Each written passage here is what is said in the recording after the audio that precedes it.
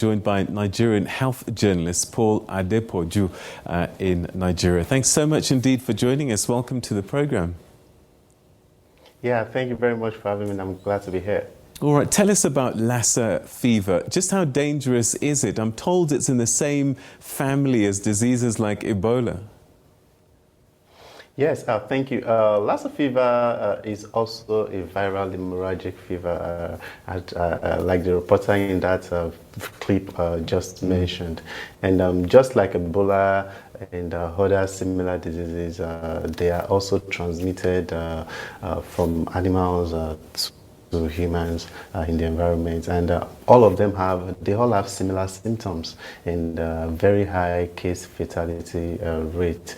And once the environment or the weather or circumstances are in favor of the disease transmission, is something that can quickly spread within a number of days, or if something is not quickly done, as we have, that is what is happening presently in the affected states in Nigeria. Is there currently any treatment for Lassa fever?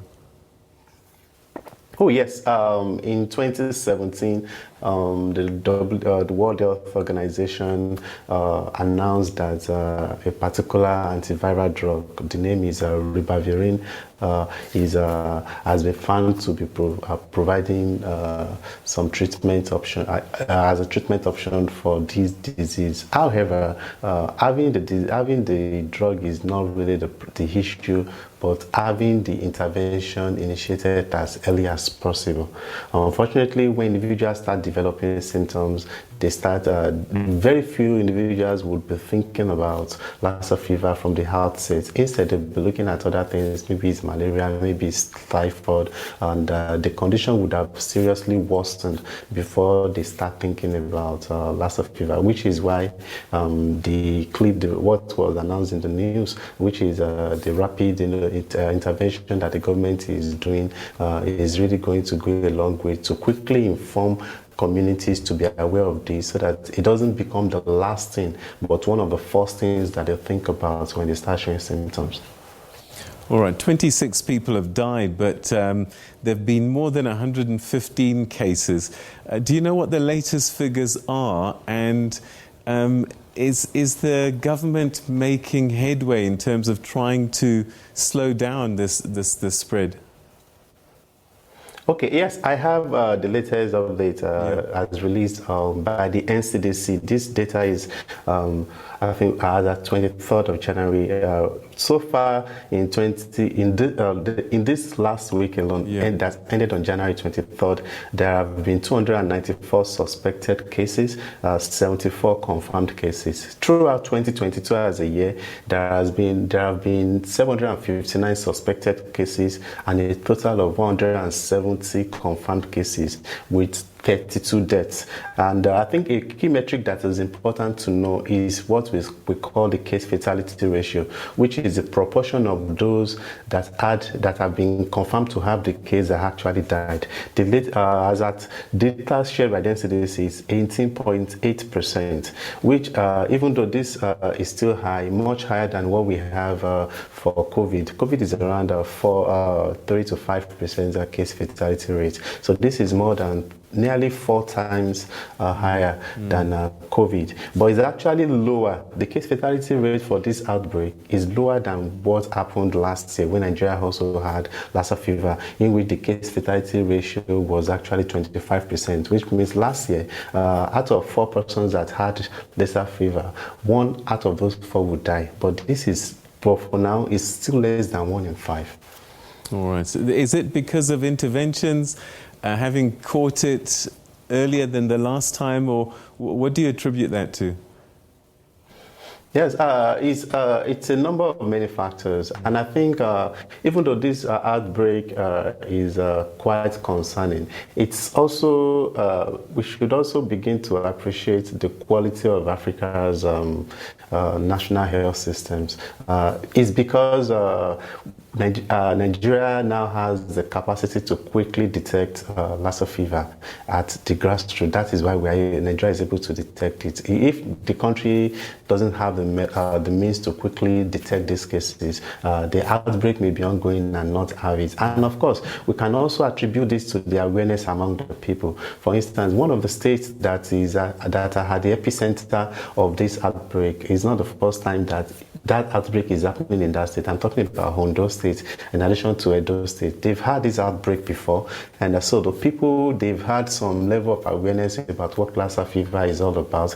And of course, the health system in this particular state, they've also been enhanced so that when there is Lassa fever, the healthcare workers know what to do and how to quickly intervene. It used to be a serious disease that also actively affects lots of healthcare workers. But data shared by the NCDC show that, at least in the last 1 week, no case has been reported among healthcare workers, which means the level of awareness has improved, and a lot of preparation seems to have been made to ensure that this disease is no longer as severe as it used to be, even though its case fatality ratio is still very high. Is it contained to a certain area at this stage, or is it widespread? Yeah, thank you. Looking at what the NCDC shared, as at January 23rd, a total of 12 states across Nigeria. Nigeria has 36 states, so which means at least 1/3 of Nigerian states they've reported a case. Out of these states, a total of 37 local governments. If we compare it to the outbreak within this same period in 2021, the outbreak in 2021, the first 3 weeks in 2021, only 6 states were affected and 17 local governments. So which means the number of states affected during this latest outbreak has doubled from 6 last year to 12. And the thing about the way we also, one of the arguments that we see people health parts are talking about is the weather condition that is actually pushing some of these reservoirs that transmit this disease into the human households. And we also see the activities of human beings on the environment. For instance, when the rats are in the bush and we continue deforestation, they come in closer contact with the humans, and this continues to be a serious issue. So which means more enlightenment and awareness still needs to be happened. But to your question, is something that can easily happen in any state if measures are not put in place. I understand too that there's a seasonal nature to this, that during the dry season is when you're particularly vulnerable. That begs the question then, if you know the dry season is coming, that maybe the interventions need to start a little bit before that, so that you know it's coming and you get ready for it.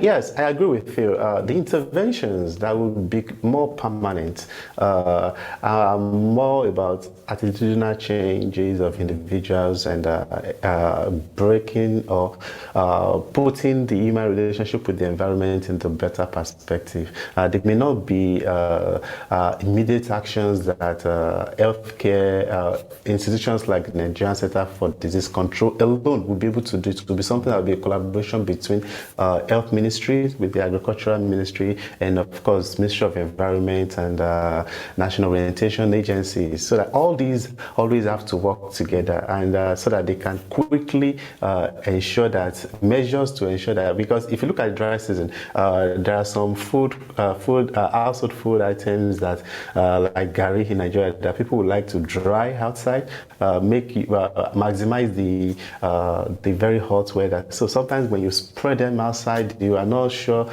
if a Lassa fever infected rat can actually come around the food that you've spread outside and transmitted something, or if you are keeping food inside, or you fail to clear the bush around you, or the environment around you is not neat. Or these are very, very elaborate and extensive actions that need to be taken, but in the middle of an emergency response may not be realistic in the short term.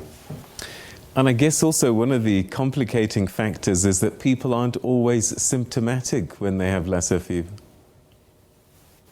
I agree with you, and not just symptomatic. Even when they begin to show symptoms, the symptoms are not unique to Lassa fever. So somebody having fever, many diseases are connected with fever.